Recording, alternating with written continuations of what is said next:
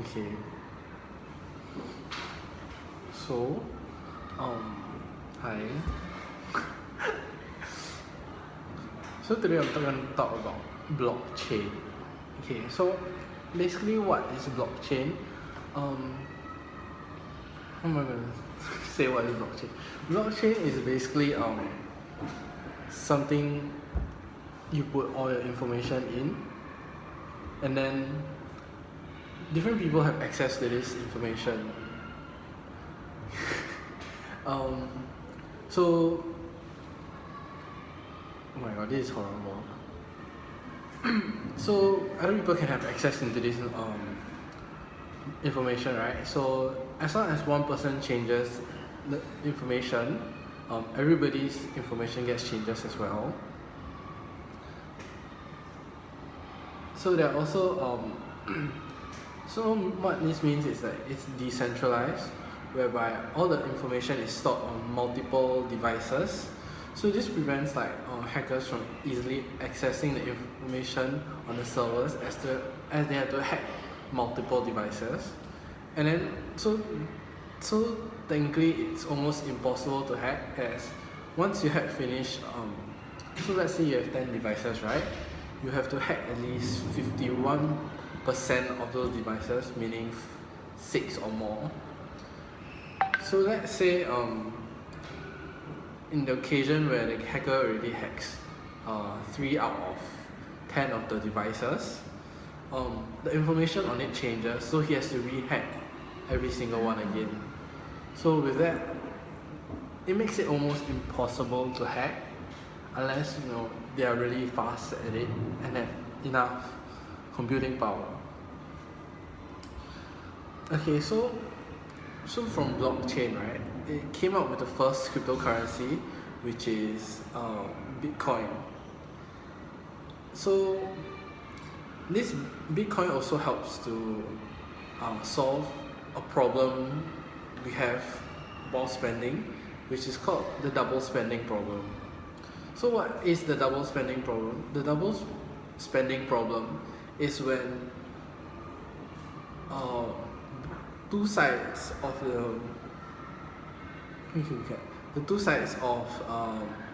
the transaction doubles it, meaning you spend 2 times more, kind of thing.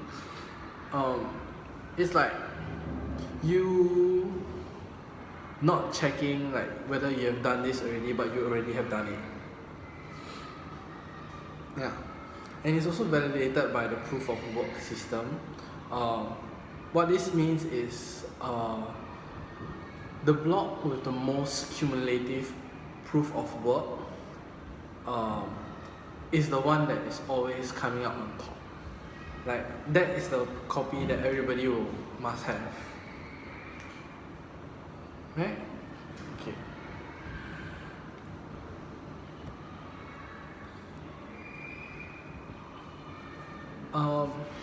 So blockchains are also built from 3 technologies, which is public key cryptography, peer-to-peer network, and the blockchain's protocol.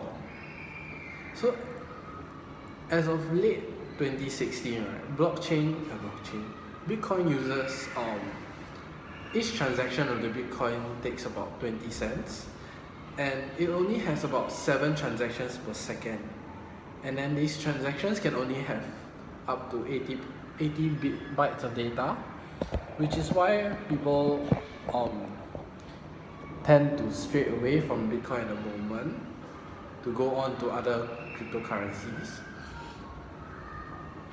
So as I said, the biggest flaw in this blockchain would be the 51% attack, whereby more than half of the computers working as nodes are hacked. So it's the point of majority wins. Yeah. So if majority says 2 plus 2 is 5, then 2 plus 2 is 5. It doesn't matter whether it's right or wrong, but that is the final answer.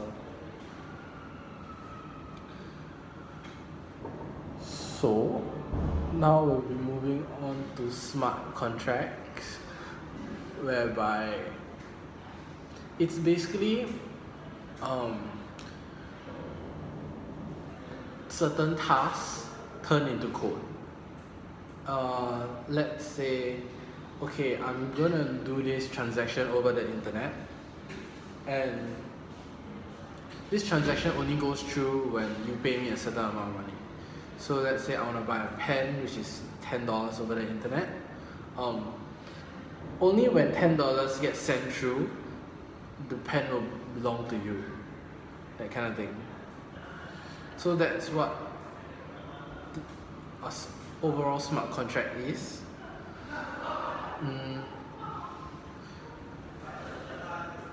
So a company called Gartner predicted that smart contracts will be very popular by 2020, with at least 20 billion connected devices, because they feel like it's a very safe way of doing business. Like, you won't get double spending issues, you won't have people changing your records, that kind of thing. So they feel like in 2020 is gonna be a huge thing that happened to the world.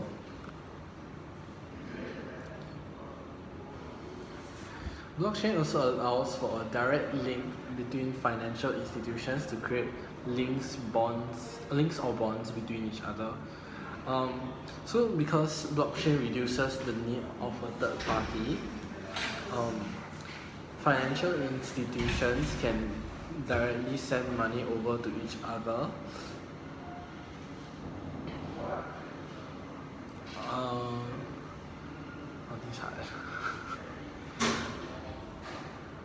So Bitcoin is also an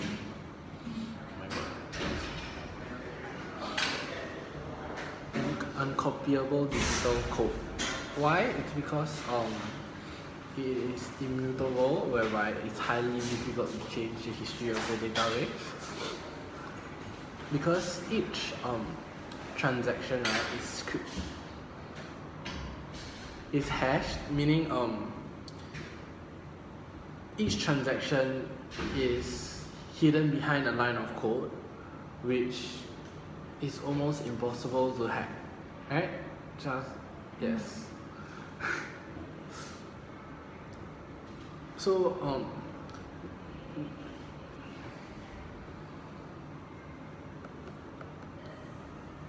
basically today, what I learned through a blockchain educational log that my company has for me would be through talking about public blockchains and permission blockchains.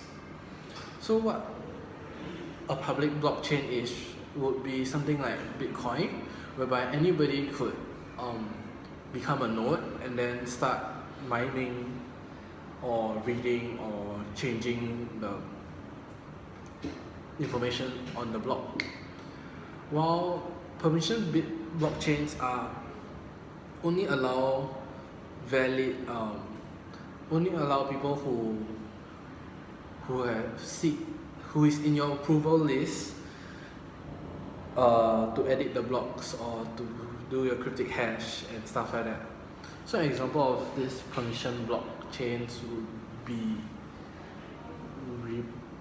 Ripple? Do you have Ripple?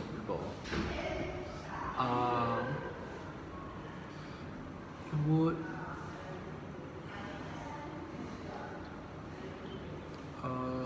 let's see. Yeah, would be like Ripple. So Ripple is not public blockchain, it's a permission one. So only certain people are able to mine it. No, actually, Ripple is not even available to be mined. Ripple works in a way whereby they have the set amount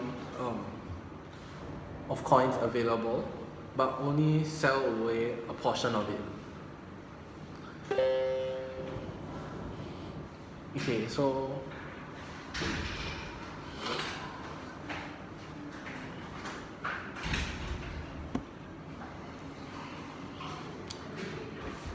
blockchains as a system of record isn't based on on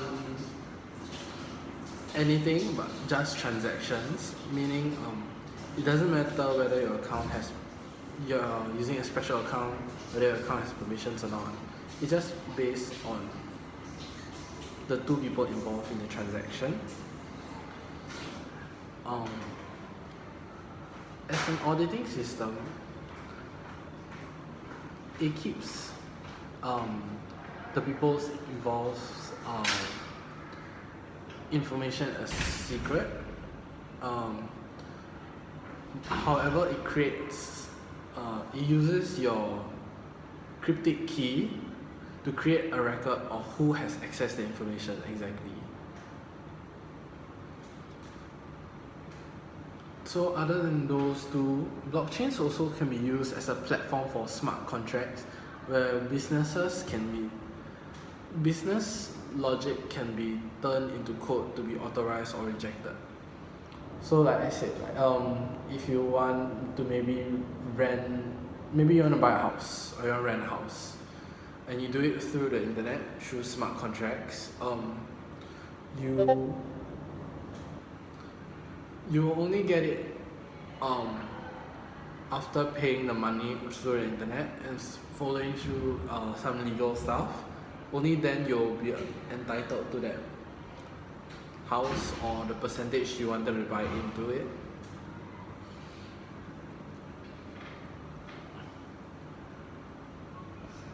So I'm going to show you the article I read today on the difference between open and permission blockchains. I'm just going to read it out actually. So Bitcoin is the most ambitious kind of blockchain. Anybody can use Bitcoin's cryptographic keys. Anyone can be a node and join the network, and anyone can be a miner to service the network and seek a reward. This reward will be Bitcoin, and yeah. So if you're a miner, right, you can just walk away halfway and then return if you feel like it. And then also like nothing will change of your mining account, or like you won't lose any benefits if you just walk away and then come back again when you feel like it. So basically what this means is anybody can read the blockchain. Anyone can make legitimate changes, anyone can write a new block into a chain as long as they follow the set rules made by them. So Bitcoin is totally decentralized. It is also described as a censor-proof blockchain, so meaning everything is transparent.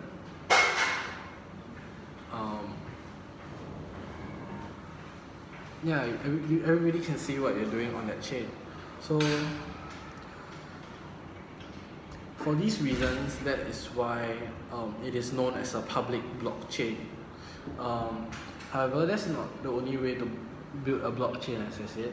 So blockchains also can be built so that they can require permission.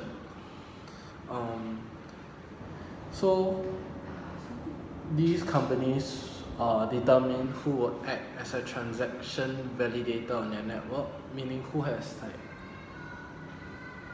handles the transactions.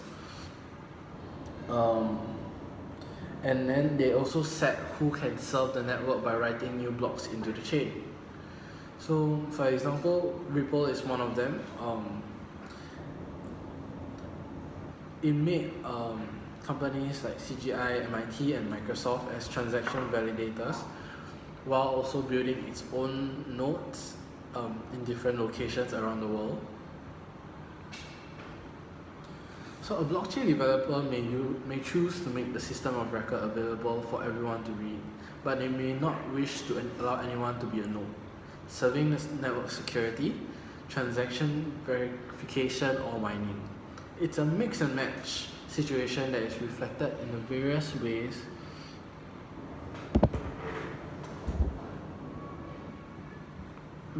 ways entrepreneurs are experimenting with the technology. With permission blockchains, this may or may not involve proof of work, or some other system requirements from the node. This is some policies around this, as there are those who consider private blockchains that they do not use any proof of work, which is blockchains with no mining like Ripple, to not be blockchains at all, but simple shared ledgers. So what I mean by simple shared ledgers would be something like an accounting book, whereby it records down everybody's transactions within the same block, but not like how whether you mine it or not. Okay, for next article, it would be what blockchains can be used for. Okay.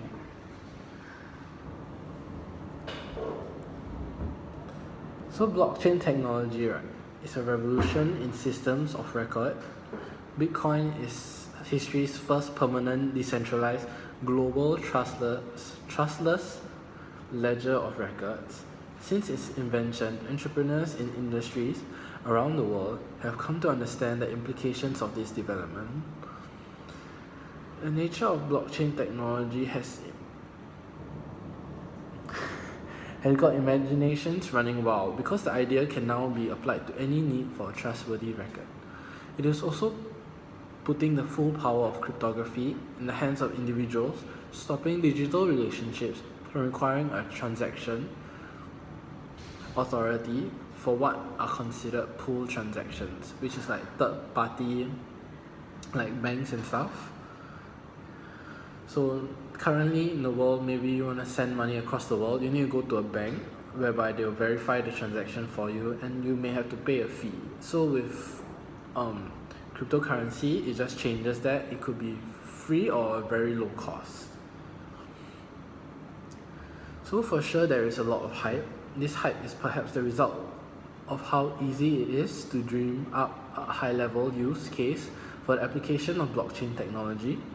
It has been described as magic beans by several of the industry's brightest minds. There is more on how to test whether blockchain technology is appropriate for a use case or not in our guide. Blah blah blah. For now, we turn to discussion on the development of blockchain technology for how it could be useful. So now the article just shows like, as this thing, what is blockchains used for? So for now, digital identity.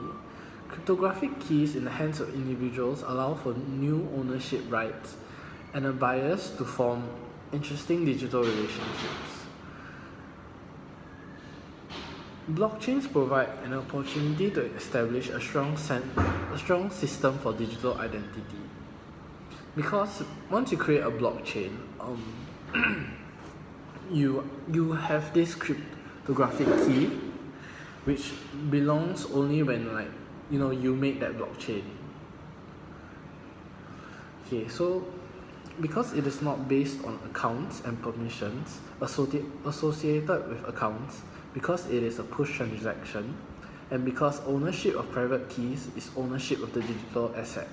So what this means is it doesn't matter who you are or like what you can bring on the table, because it's a push transaction whereby it only matters between two of you as people who are transferring money, and because ownership of private keys is ownership of the digital assets.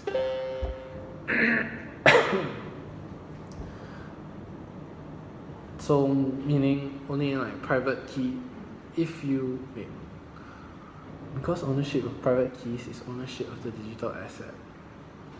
This places a new and secure way to manage identity in the digital world that avoids exposing users to sharing too much vulnerable personal information. Meaning it limits what is shared to the world. Meaning, okay, so potentially, right, if you know the person's bank and you know their bank number, you could actually just go up to a bank and then ask, who does this bank number belong to? So in a sense, it's kind of like creepy cause one basic information, right, is able to bring out a lot more. Tokenization. Okay, so for the purpose of authenticating a unique physical item, the items are paired with a corresponding digital token. This essentially means tokens are used as to bind the physical and digital worlds. These digital tokens are useful for supply chain management, intellectual property, and anti-counterfeiting and fraud detection. So there's apps like LA Token, whereby they allow you to tokenize like your assets. Yeah, so you can turn maybe your half your property into tokens and then start trading them on some exchange website. Inter-organizational data management. So blockchain technology represents a revolution in how information is gathered and collected. It is less about maintaining a database, more about managing a system of record. So a database is more or less always centralized, meaning there's only like it's a one-stop place for all the information. Where by managing a system of record, this could mean person A is from one country, from country A, and then person B is from country B, person C is from country C. Like they're all from different countries, right? But they are always able to access these records and like change it. So that's what I mean by system of record. So in government sense, governments have an interest in all three aspects of blockchain technology, which is the ownership rights surrounding cryptographic key possession, revocation, generation, replacement, or loss. They also have an interest in who can act as part of the blockchain network, and they have an interest in blockchain protocols as they authorize transactions, as governments often regulate transaction authorization through compliance regimes. Examples would be stock market regulators who authorize the format of market exchange trades. So for reasons, regulatory compliance is seen as a business opportunity by many blockchain developers. So for audit trails, using the client-server infrastructure, banks and other large institutions that help individuals form digital relationships over the internet are forced to secure the account information they hold on to users against hackers. While banks can spend billions of dollars to keep information secure, the system is currently asking businesses to do the same. We are sharing the same information with these businesses as we are with the banks after all, yet businesses are under attack and have been hacked, resulting sometimes in the exposure of customers' intimate financial details. Blockchain technology offers a means to automatically create a record of who has accessed information of records and to set controls on permissions required to see information. This also has important implications for health records. So basically businesses and banks both have your credit card information, your bank information, since you use your cards on those occasions. However, only banks typically spend billions of dollars to keep that information safe and secure. So what this website is trying to say is that blockchain technology should be implemented into businesses as well, so that to protect your sensitive information. And then this of course also goes to health records as well. So as a platform for smart contracting, blockchains are where digital relationships are being formed and secured. A consortium of the largest banks in the world, as well as several insurance companies led by a startup, is seeking to build a platform to establish new digital relationships between banks themselves. Their approach to securing these new digital relationships is a combination of Ricardian contracts and coded business logic, which also means smart contracts. In short, this version of smart contracts seeks to use information and documents stored in blockchains to support complex legal agreements. Ethereum takes the platform idea even further. It is a new type of smart contract which was first introduced in Vitalik Buterin's white paper, which is like also the founder of Ethereum, I think. Okay, so this vision is about applying business logic on a blockchain so that transactions of any complexity can be recorded, then authorized or denied by the network running the code. As such, Ethereum's primary purpose is to be a platform for smart contract code comprising of programs controlling blockchain assets executed by a blockchain protocol, and in this case running on the Ethereum network. So it can be run on like any network, but this example just so happens to be Ethereum. So for markets, another way to think of cryptocurrency is a digital bearer bond. This simply means establishing a digital unique identity for keys to control code that can express particular ownership rights. These tokens mean that ownership of code can come to represent a stock, a physical item, or any other asset. So basically, coins, right? There's always the way of spending it on like online marketplaces. You can also trade coins for like fiat currency. You can also use them as utility tokens. Maybe let's say you hold this amount of coins, you get invited into special events and such. Yeah.